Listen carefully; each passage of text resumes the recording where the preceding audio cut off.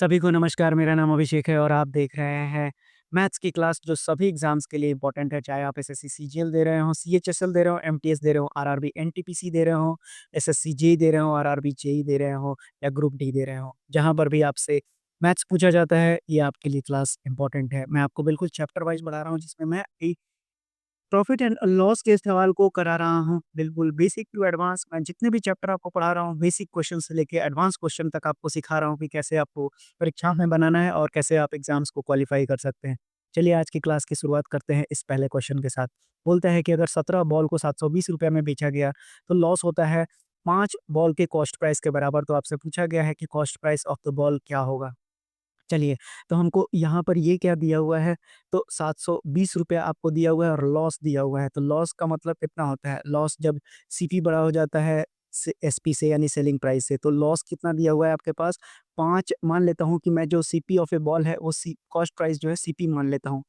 तो ये जो लॉस है वो 5 सीपी के बराबर हो जाएगा क्योंकि 5 बॉल है और 1 बॉल का सीपी अगर सीपी है तो 5 सीपी हो जाएगा। वहीं अगर अब टोटल के लिए निकाल रहे हैं तो सीपी 17 बॉल का कितना हो जाएगा? 17 सीपी और एसपी 17 बॉल के लिए कितना हो जाएगा? 17 सेलिंग प्राइस हो जाएगा। अब आपके पास ये कितना हो जाएगा? तो 17 सेलिंग प्राइस की वैल्यू आ जाएगी आपके पास। 17 में से 5 जाएगा तो 12 सीपी के बराबर आ गया। तो यानी कि सीपी और एसपी और सीपी का रेशियो निकालेंगे तो ये हो जाएगा 12/17। अब देखिए बोलता है कि जो 17 बॉल का सेलिंग प्राइस है वो 720 है। यानी कि यहाँ यहाँ पर तो ये सेलिंग प्राइस जो रेशियो में दिया हुआ है ये 12 की वैल्यू कितनी आ गई आपको 720 दिया हुआ है। तो 12 छक 72 हो गया यानी ये 1 की वैल्यू कितनी आ गई 60 आ गई। अब 1 की वैल्यू 60 आ गई तो आपसे पूछा ही गया है कि एक बॉल का कॉस्ट प्राइस कितना होगा? तो ये 1 सीपी ही तो माने थे हम शुरुआत में। तो यानी कि इस सवाल का सही उत्तर हो जाएगा ऑप्शन नंबर सी। आइए बढ़ते हैं अपने अगले क्वेश्चन पे। तो अगला क्वेश्चन बोलता है कि जो सेलर है वो 12 शेयर को बेचता है प्रॉफिट 12% पर और 4 शेयर को बेचता है लॉस ऑफ 3% पे। तो जो उसका टोटल प्रॉफिट है वो 1650 है। तो देखिए आपको मैं आज अलग पैटर्न पे जो सवाल करा रहा हूँ वहाँ पर प्रॉफिट और लॉस दिया हुआ रहेगा। तो ये क्वेश्चन आपको आसान क्वेश्चन में नहीं गिना जाएगा, ये कठिन क्वेश्चन में गिना जाएगा। अब देखिए अगर आपके पास जो ये प्रॉफिट दिया हुआ है, अब ये प्रॉफिट दिया हुआ है 1650। तो प्रॉफिट होता कितना है? तो प्रॉफिट आपका होता है selling price minus cost price. अब इसकी वैल्यू कितनी है? 1650 है। तो अब अगर मैं बोलता हूँ कि cost price of each chair को मैंने सीपी मान लिया है, तो यानी कि टोटल आपके पास 16 चेयर है। तो यानी कि आपका इसका कॉस्ट प्राइस कितना हो जाएगा? 16 सीपी के बराबर हो जाएगा। तो ये तो आपको पता चल गया कि यहाँ 16 सीपी आ गया। अब क्योंकि ये पूरे के लिए लिखा जा रहा है ना, आपको बोला गया है कि जो पूरा टोटल प्रॉफिट है तो यानी कि 16 चेयर की बात की गई है। तो अब अगर आपको सेलिंग प्राइस निकालना है, तो सेलिंग प्राइस हमेशा कॉस्ट प्राइस पे निकलता है। तो शुरुआत में आपको बोला गया कि 12% प्रॉफिट है यानी कि 112/100 कितने का? तो 12 चेयर का निकाल दिया। उसी तरह से 4 चेयर पे लॉस हुआ है 3% का, तो ये कितना हो जाएगा 97/100 हो जाएगा। और ये टोटल कितना पर निकलता है? तो सीपी पर, तो यानी कि इसको गुना करना पड़ेगा मल्टीप्लाइड बाय सीपी। ये सारा कुछ मैं फ़ॉर्मूला से ही लिख रहा हूँ, कुछ भी अलग नहीं है। क्योंकि एसपी का फ़ॉर्मूला कितना होता है? 100 प्लस जो प्रॉफिट परसेंट होता है डिवाइडेड बाय 100 और इंटू कितना हो जाता है आपका सीपी, बस वही लिखा हुआ है। तो अब अगर हम इसको देखें तो ये कितना हो जाएगा आपके पास? ये हो जाएगा 4 25 100 हो जाएगा। तो यानी नीचे 25 ही कर लीजिए तो 4 तिये 12 4 25 100 हो जाएगा। अब ये हो गया 2 तिहाई 6 3 और ये हो गया 336 और इधर कितना आ गया 97 और बटा 25।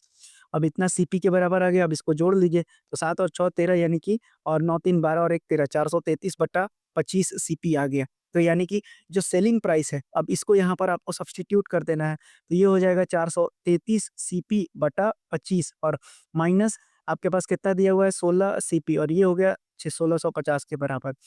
अब 433 हो गया और 16 को 25 से गुना कीजिएगा तो कितना आएगा 400 आएगा। तो 400 सीपी और इधर कर दीजिए 1650 गुना 25। तो ये आपके पास 33 सीपी की वैल्यू कितनी आ गई 1650 और गुना 25 आ गया। तो अब आसान हो गया 11 तिया 33, 11 एकम 11, 11 पचे 55 और 3 पचे कितना हो जाएगा 15 और 25 पचे कितना होता है 125 यानी कि 1250 रुपया। तो हर एक चेयर का ही पूछा है, तो सीपी हर एक चेयर का कितना आ गया? ऑप्शन नंबर बी इस सवाल का सही उत्तर हो जाएगा। ठीक है, लास्ट में आपको कुछ दिखा नहीं होगा तो मैं अपने आप को हटा लेता हूँ, बस वो कुछ कैलकुलेशन है जो आप समझ सकते हैं। तो मैं दोबारा अपने आप को पेश करा लेता हूँ, अब आपको ये दिख जाएगा। अब आइए बढ़ते हैं अगले क्वेश्चन पे। तो अगला क्वेश्चन बोलता है कि जो 2/3 पार्ट ऑफ एन आइटम है, अगर उसको 6% प्रॉफिट पर बेचा जाता है और रिमेनिंग पार्ट को बेचा जाता है 3% के लॉस पे, तो टोटल प्रॉफिट कितना है 540 का। तो फिर से देखिए आपके पास कितना दिया है कि जो टोटल प्रॉफिट है, वो दिया हुआ है आपके पास ₹540। अब ये कितना हो जाएगा आपका? तो ये हो जाएगा आपका एसपी माइनस सीपी, यानी total SP minus total CP की वैल्यू कितनी है? 540 है। अब 2/3 आइटम है, यानी कि अब मैं टोटल आइटम को मान लेता हूँ 6। अब ये 6 ही क्यों मानते हैं बता देते हैं।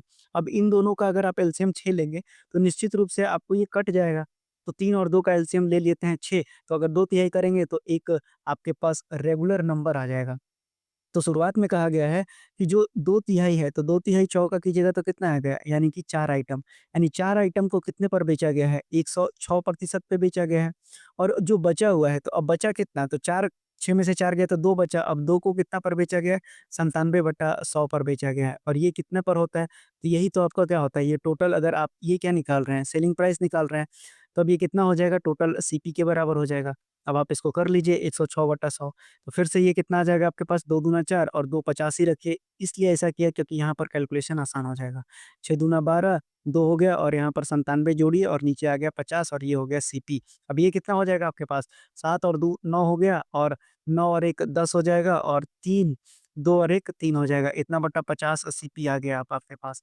और अगर इस सीपी की बात करें तो अगर 1 का सीपी सीपी ही मानते हैं तो टोटल आइटम आपके पास 6 है।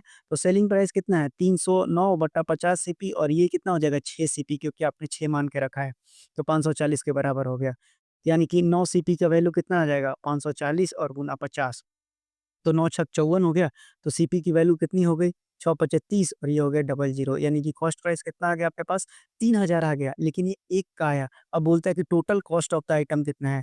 तो टोटल आइटम कितना था? 6 था, तो ये कितना हो जाएगा? आई होप ये विज़िबल है। हाँ, ठीक है। तो ये कितना हो जाएगा? छतरी 18 हो जाएगा, तो 18,000 रुपया हो जाएगा इस सवाल का सही उत्तर, यानी ऑप्शन नंबर बी इस सवाल का बिल्कुल सही उत्तर होगा। चलिए बढ़ते हैं अगले क्वेश्चन को देखते हैं। बोलता है कि एक शॉपकीपर ने मार्क प्राइस रखा है, यानी कि मार्क प्राइस रखा है एक नया आइटम का कितना? 1280 रुपया। तो ये आपके पास क्या दिया हुआ है? मार्क प्राइस दिया हुआ है और बोलता है कि जो प्रॉफिट है वो 20% का होता है जब वो डिस्काउंट देता है 10%। तो आपसे बोला है कि कॉस्ट प्राइस बताइए आइटम का कितना हो जाएगा। देखिए, समझते हैं। सबसे पहले क्या दिया हुआ है आपके पास? प्रॉफिट दिया हुआ है 20% का। तो 20% की वैल्यू कितनी होती है? 20% होता है आपके पास 1/5। और ये रेशियो किसका बनेगा? ये बनेगा सीपी और एसपी का। कैसे बनाते हैं? तो प्रॉफिट सीपी और एसपी में बनाएँगे तो अगर सीपी नीचे वाला हमेशा सीपी होता है। तो यानी कि सीपी यानी कि ₹5 था तो उस पर ₹1 का क्या हुआ? क्योंकि प्रॉफिट है तो ये ₹1 लाभ है। तो 5 का सामान कितने में बेचा उसने? 6 में बेचा। तो ऐसे निकालते हैं। अब अगला सवाल बोलता है कि डिस्काउंट दिया हुआ है, तो डिस्काउंट उसने कितना दिया? तो 10% दिया, यानी कि 1/10 दिया। अब डिस्काउंट किस पर निकलता है? तो मार्क प्राइस और सेलिंग प्राइस पर। तो ये आपका होता है हमेशा मार्क प्राइस। तो अगर मैं मार्क प्राइस और सेलिंग प्राइस की बात करता हूँ, तो 10 का सामान था, अब डिस्काउंट दिया है ना, तो यानी ₹1 की कमी किया है, तो कितना में बेचा? 9 में बेचा है। तो बोलता है कि cost price of the item बताइए कितना हो जाएगा। तो याद रखिए कि अब दोनों में कॉमन क्या दिख रहा है? सेलिंग प्राइस दिख रहा है। तो ये आपको रेशियो के नियम से क्या होना चाहिए? ये दोनों बराबर आना चाहिए। तो अगर मैं यहाँ पर कितना से गुना कर दूँगा तो ये बराबर हो जाएगा। तो ये हो जाएगा 3 से गुना करूँगा और यहाँ 2 से गुना करूँगा। तो अगर आप इस रेशियो में गुना किए हैं और इस रेशियो में गुना किए हैं, तो दोनों बराबर गुना करना पड़ेगा, तभी मैथ्स के नियम से ये सही होगा।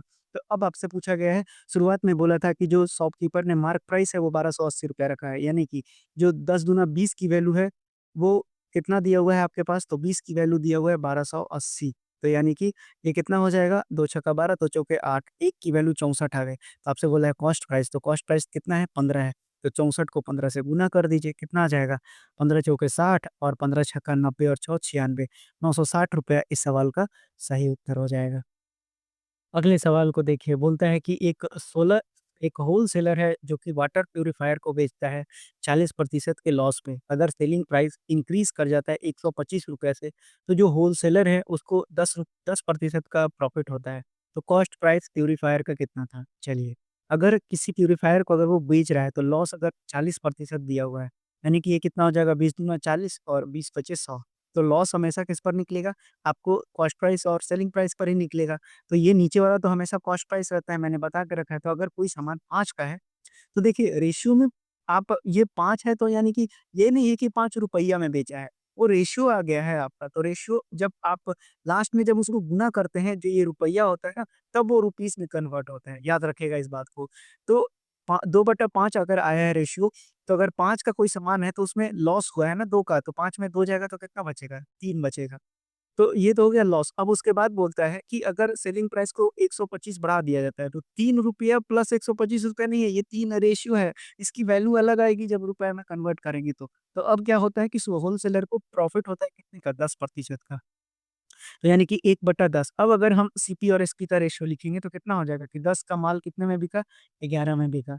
तो अब देखिए, अब आपको कॉस्ट प्राइस तो सेम आइटम है ना, तो सेम होना चाहिए। तो यहाँ अलग-अलग है, तो यहाँ 2 से गुना कर देंगे तो 10 बन जाएगा। तो सीपी सेम आ जाएगा, तो यहाँ पे भी मुझे 2 से गुना करना पड़ेगा।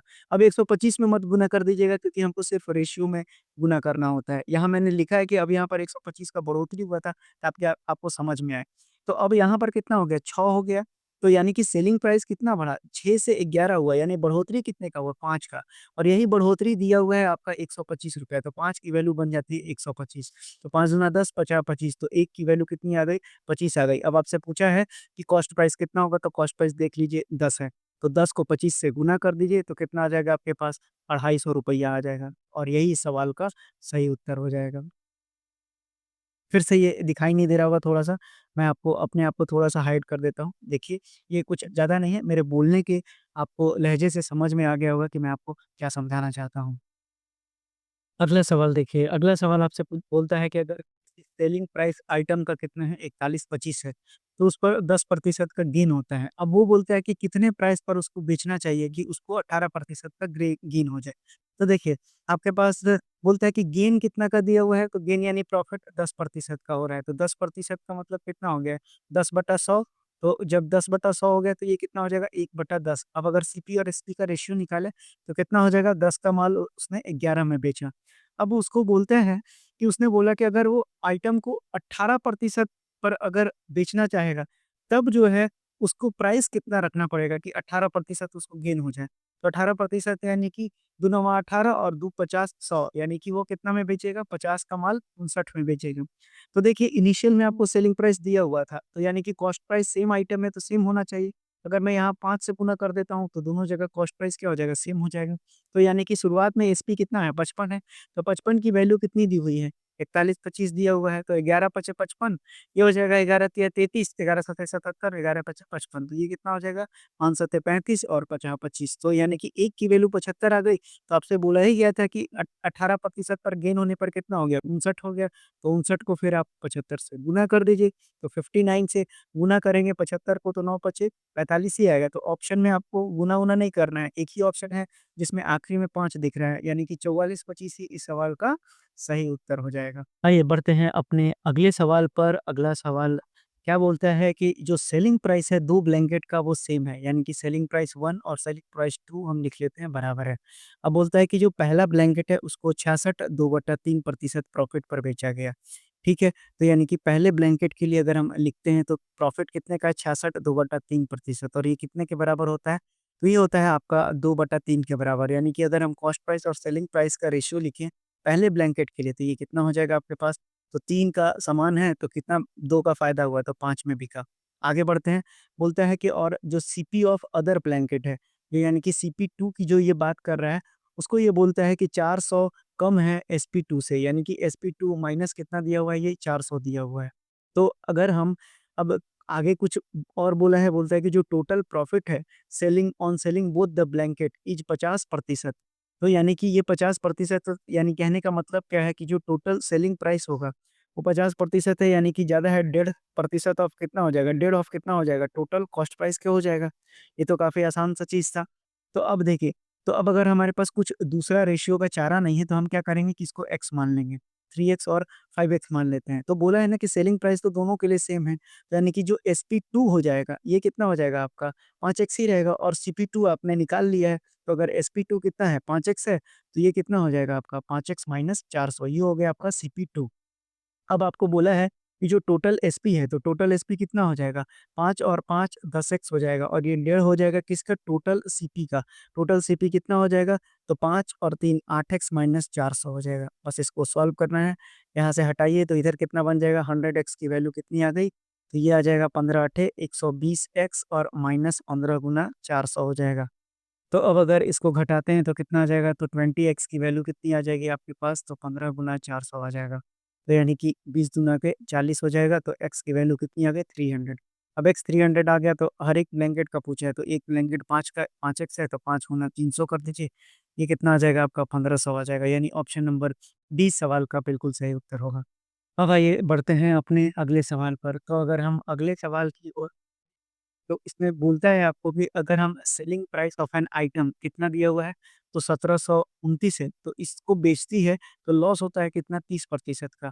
तो अब उसको कितने प्राइस पर ये बेचे कि उसको गेन हो जाए 16% का। तो शुरुआत में इसको क्या हो रहा है, लॉस हो रहा है कितने का, 30/100 का, यानी कि हो जाएगा आपके पास 3/10। तो अब अगर आप सीपी और एसपी का रेशियो लेंगे, यानी कि 10 का माल कितने में बेची है, 7 में बेची है। अब गेन कितना करना है, 16% का गेन करना है इसको, तो 16% यानी 16/100, 4 चौके 16, 4 25 100, यानी कि जो 25 का माल है उसको इसको 29 में बेचना पड़ेगा। तो चूँकि मटेरियल सेम है, अलग-अलग नहीं है, तो यानी कि कॉस्ट प्राइस सेम रहेगा। तो यहाँ पर कितना से गुना करेंगे, तो 5 से, और यहाँ पर 2 से। यहाँ पर भी 5 करना पड़ेगा और यहाँ पर भी 2 करना पड़ेगा, ताकि इक्वेशन बैलेंस हो जाए। तो पहली बार में जो सेलिंग प्राइस था 1729 था, यानी कि जो 35 का वैल्यू दिया हुआ था शुरुआत में, वो कितना दिया हुआ था, 1729 दिया हुआ था। 7 पचे 35, 7 दूना के 14, 7 चौक 28, 7 सत्ते 49।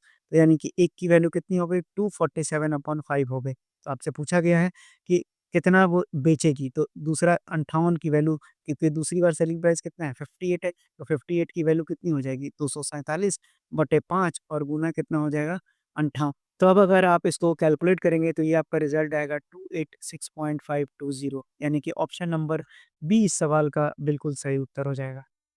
चलिए बढ़ते हैं अगले सवाल पर। अगला सवाल बोलता है कि अगर सेलिंग प्राइस टीवी का 18,700 है, तो शॉपकीपर को 15% का लॉस हो जाता है। अब वो कितना सेलिंग प्राइस उस टीवी का रखे ताकि उसको 15% का गेन हो जाए? तो पिछला वाला है, रिपिटेटिव सवाल है इस तरह का।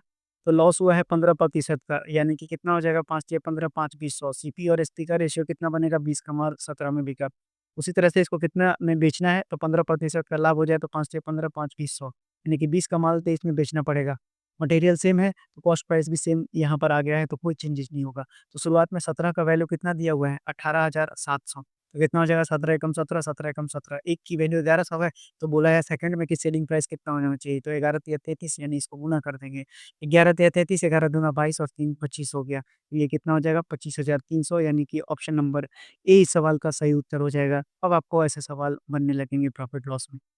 आइए बढ़ते हैं अपने अगले सवाल पर। बोलता है कि एक सामान को, यानी कि the difference between 12.5% profit and 10.5% loss पर बेचा गया, selling price of the item, तो वो 161 के बराबर आता है। तो सेलिंग प्राइस कितना रखा जाए कि उसको इंटेम्प्टेड प्रॉफिट 19% का मिले, यानी ओवरऑल प्रॉफिट की बात कर रहा है।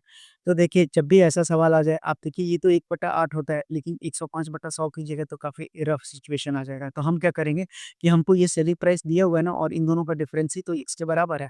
यानी कि सेलिंग प्राइस होता कितना है, तो 100 प्लस प्रॉफिट, और या फिर 100 minus loss by 100 into CP होता है। तो यानी कि 112% का लाभ है, यानी कि 112.5 डिवाइडेड बाय कितना हो जाएगा 100, और प्लस प्लस नहीं, डिफरेंस दिया हुआ है तो डिफरेंस ले लीजिए। डिफरेंस कितना दिया हुआ है 10.5, यानी कि 89.5 डिवाइडेड बाय 100, और ये टोटल कितना आता है सीपी पर आता है, क्योंकि एक फॉर्मूला में सीपी कॉमन हो जाएगा, इसलिए ऐसा लिखा हुआ है। मैं एक बार आपको बता दूं कि ये कितना कैसे मैं लिख रहा हूँ, तो 100 प्लस, इसलिए आपको पीछे की क्लासेस देखना ज़रूरी है। तो यहाँ पर प्रॉफिट परसेंटेज बाय 100 इंटू कितना होता है सीपी, और अगर लॉस के टर्म में देखते हैं तो ये कितना होता है minus loss percentage divided by 100 into CP. तो बस वही चीज़ लिखा हुआ है, कॉमन लेके फिर हम सीपी कर दिए एक ही साथ। अब 161 की वैल्यू कितनी आ जाएगी, तो 112 में से 89.5 घटाएंगे तो कितना आ जाएगा, 23/100 गुना सीपी आ जाएगा। अब ये 3 सत्ते 21 हो गया, तो सीपी आ गया आपके पास 700 रुपये। अब कहा क्या है कि ओवरऑल उसको 19% का लाभ होना चाहिए, तो इसी पर तो उसको 119% मिलेगा ना, कॉस्ट प्राइस तो इतना ही है उसको, तो इसलिए इसको काट दीजिए। 9 सत्ते 63, एक ही ऑप्शन में 3 दिख रहा है, 833 ही इस सवाल का सही उत्तर हो जाएगा। तो ये थे प्रॉफिट लॉस से कुछ अच्छे क्वेश्चंस जो मैंने आपको आज कराए। अभी ये सीरीज आगे चलती जाएगी जब तक कि इसके पूरे क्वेश्चंस कंप्लीट नहीं हो जाते हैं। तो आज के लिए इतना ही, मिलते हैं अगली क्लास में, तब तक के लिए धन्यवाद।